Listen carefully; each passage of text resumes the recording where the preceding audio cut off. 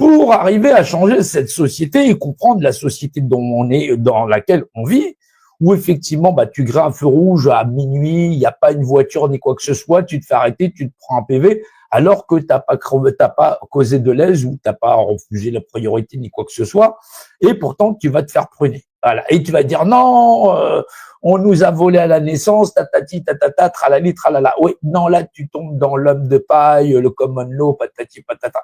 Non, c'est pas ici, c'est pas ici, c'est pas ici. Il va falloir que tu arrives à comprendre comment fonctionne la société française et que tu arrêtes d'écouter Étienne Chouard ou toute la bande ou tous ces gens-là. Voilà. Non, on est dans le monde de la rationalité. Voilà, c'est un crayon par représentation. Voilà, j'en prends un. Ouais, c'est un crayon marqueur feutre comme ça, je peux écrire sur le tableau.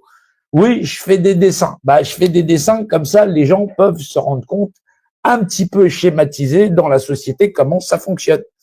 Oui, parce que quand on parle de pyramide sociale, les gens ne comprennent pas comment elle existe, cette pyramide sociale. Est-ce que on serait tous nés? Oui, c'est une question, parce que les gens ne se posent pas la question, est-ce qu'on serait tous nés esclaves des autorités qui sont en place?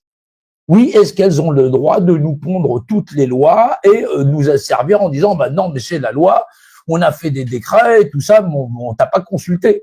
Oui, est-ce que vraisemblablement, d'un point de vue technocratique, voilà, administratif, est-ce que c'est légal? Oui, c'est d'où vient le mot légal, d'où sort cette légalité. Il va falloir une meilleure construction mentale pour schématiser la société et la comprendre comment on fait pour la réformer. Non, viens pas avec c'est des Nanunnaki, c'est des extraterrestres, c'est des satanistes, c'est des pédosatanistes, patati patata. Oui. Non, sans compter les gens des gouvernements, les crimes sexuels, tu verras, il y en a plein partout dans la société et pourtant les gens ne sont pas les mieux placés. Ça va du réfugié qui vient d'arriver au voisin qui est gentil, qui te dit tiens bonjour tac, je vous ai ramené une petite pizza, tac, qui s'introduit chez toi et te viole. Voilà. Ou ton meilleur ami que tu as toujours pensé que c'était quelqu'un de sympa, ton ami d'enfance c'est de longtemps. Oui, il y a beaucoup de viols qui sont faits dans les entourages, voilà. Oui, c'est ce qu'on a. Là, on peut passer de l'inceste, tout ça. Donc, lutter contre une société criminogène, ça nécessite de la réhumaniser. Mais qu'est-ce que c'est que réhumaniser une société? Et comment ça fonctionne? Voilà.